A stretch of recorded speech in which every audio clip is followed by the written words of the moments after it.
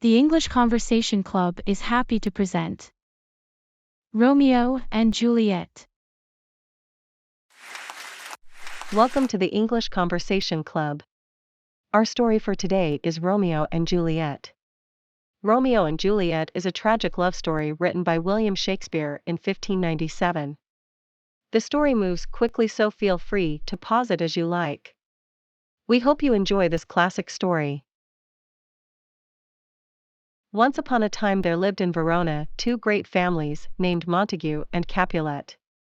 They were both rich, and I suppose they were as sensible, in most things, as other rich people. But in one thing they were extremely silly. There was an old quarrel between the two families, and instead of making it up like reasonable folks, they made a sort of pet of their quarrel, and would not let it die out. So that a Montague wouldn't speak to a Capulet if he met one in the street, nor a Capulet to a Montague, or if they did speak, it was to say rude and unpleasant things, which often ended in a fight. And their relations and servants were just as foolish, so that street fights and duels and uncomfortablenesses of that kind were always growing out of the Montague and Capulet quarrel. Now Lord Capulet, the head of that family, gave a party, a grand supper and a dance, and he was so hospitable that he said anyone might come to it except, of course, the Montagues.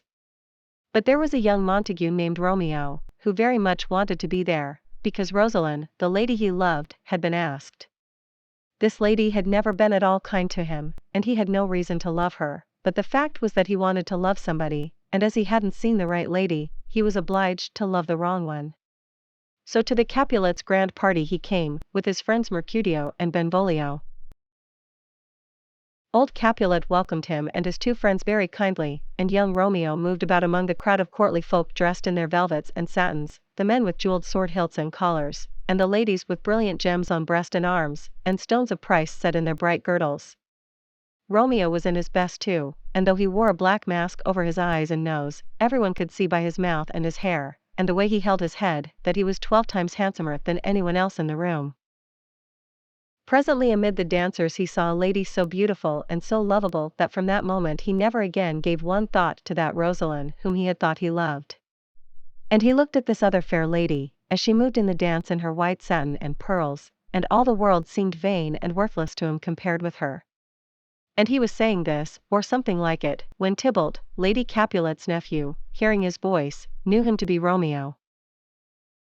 Tybalt, being very angry, went at once to his uncle, and told him how a Montague had come uninvited to the feast, but old Capulet was too fine a gentleman to be discourteous to any man under his own roof, and he bade Tybalt be quiet.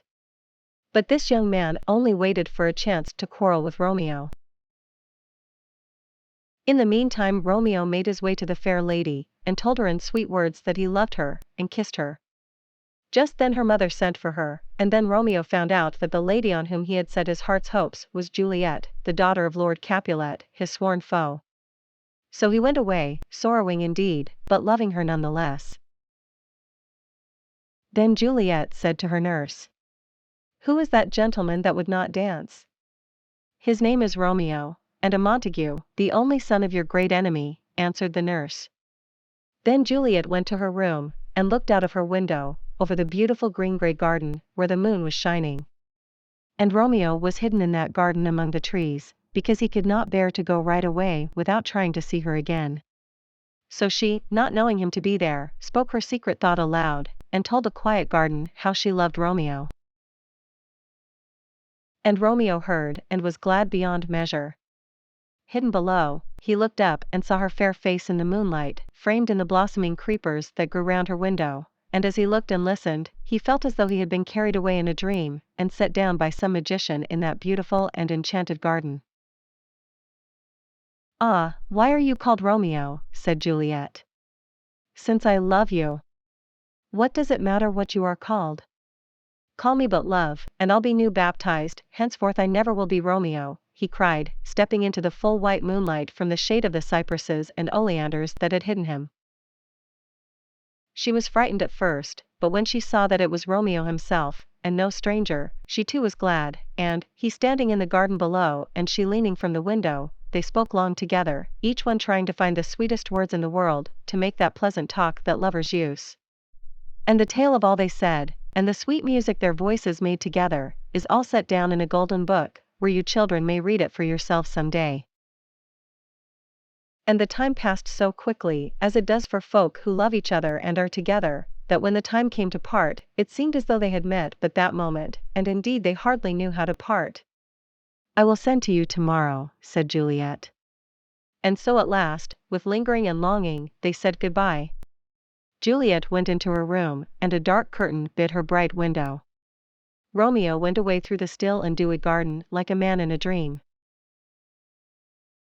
The next morning, very early, Romeo went to Friar Lawrence, a priest, and, telling him all the story, begged him to marry him to Juliet without delay. And this, after some talk, the priest consented to do. So when Juliet sent her old nurse to Romeo that day to know what he purposed to do, the old woman took back a message that all was well, and all things ready for the marriage of Juliet and Romeo on the next morning. The young lovers were afraid to ask their parents' consent to their marriage, as young people should do, because of this foolish old quarrel between the Capulets and the Montague family. And Friar Lawrence was willing to help the young lovers secretly, because he thought that when they were once married their parents might soon be told, and that the match might put a happy end to the old quarrel. So the next morning early, Romeo and Juliet were married at Friar Lawrence's cell, and parted with tears and kisses. And Romeo promised to come into the garden that evening, and the nurse got ready a rope ladder to let down from the window, so that Romeo could climb up and talk to his dear wife quietly and alone. But that very day a dreadful thing happened. Tybalt, the young man who had been so vexed at Romeo's going to the Capulets' feast, met him and his two friends, Mercutio and Benvolio, in the street, called Romeo a villain, and asked him to fight. Romeo had no wish to fight with Juliet's cousin, but Mercutio drew his sword, and he and Tybalt fought. And Mercutio was killed. When Romeo saw that this friend was dead, he forgot everything except anger at the man who had killed him, and he and Tybalt fought till Tybalt fell dead. So, on the very day of his wedding, Romeo killed his dear Juliet's cousin, and was sentenced to be banished. Poor Juliet and her young husband met that night indeed. He climbed the rope ladder among the flowers, and found her window, but their meeting was a sad one, and they parted with bitter tears and hearts heavy, because they could not know when they should meet again.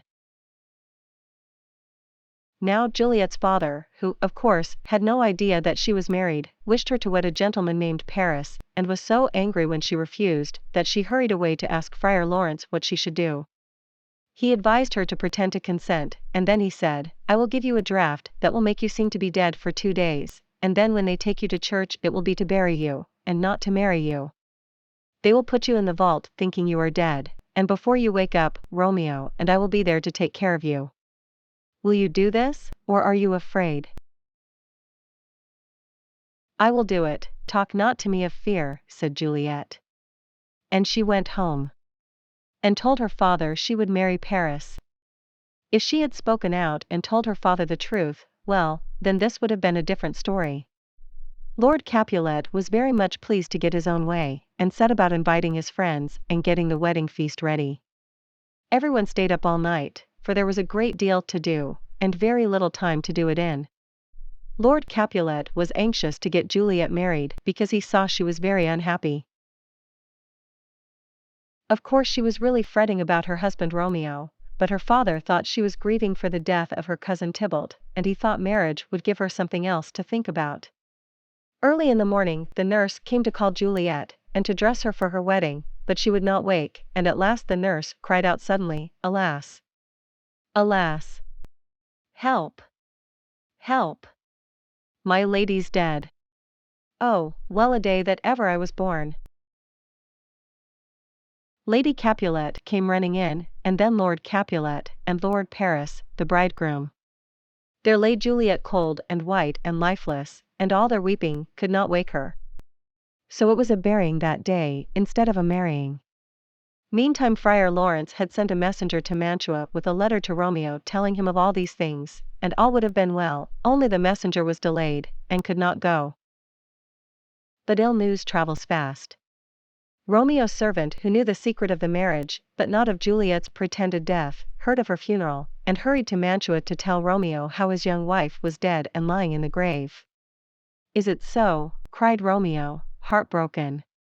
Then I will lie by Juliet's side tonight. And he bought himself a poison, and went straight back to Verona. He hastened to the tomb where Juliet was lying. It was not a grave, but a vault. He broke open the door, and was just going down the stone steps that led to the vault where all the dead Capulets lay, when he heard a voice behind him calling on him to stop. It was the Count Paris, who was to have married Juliet that very day. "How dare you come here and disturb the dead bodies of the Capulets, you vile Montague?" cried Paris. Poor Romeo, half mad with sorrow, yet tried to answer gently.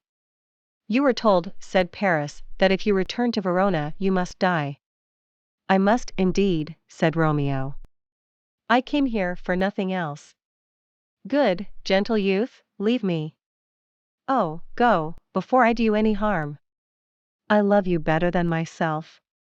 Go, leave me here." Then Paris said, "I defy you, and I arrest you as a felon," and Romeo, in his anger and despair, drew his sword. They fought, and Paris was killed. As Romeo's sword pierced him, Paris cried, "Oh, I am slain. If thou be merciful, open the tomb, and lay me with Juliet." And Romeo said, "In faith I will." And he carried the dead man into the tomb and laid him by the dear Juliet's side. Then he kneeled by Juliet and spoke to her, and held her in his arms, and kissed her cold lips, believing that she was dead, while all the while she was coming nearer and nearer to the time of her awakening. Then he drank the poison, and died beside his sweetheart and wife. Now came Friar Lawrence when it was too late, and saw all that had happened, and then poor Juliet woke out of her sleep, to find her husband and her friend both dead beside her. The noise of the fight had brought other folks to the place too, and Friar Lawrence, hearing them, ran away, and Juliet was left alone. She saw the cup that had held the poison, and knew how all had happened, and since no poison was left for her, she drew her Romeo's dagger and thrust it through her heart, and so, falling with her head on her Romeo's breast, she died. And here ends the story of these faithful and most unhappy lovers. And when the old folks knew from Friar Lawrence of all that had befallen, they sorrowed exceedingly, and now, seeing all the mischief their wicked quarrel had wrought, they repented them of it, and over the bodies of their dead children they clasped hands at last, in friendship and forgiveness. Thanks for watching, and we hope that you enjoyed this classic story. Have a great day, and we are looking forward to seeing you next time.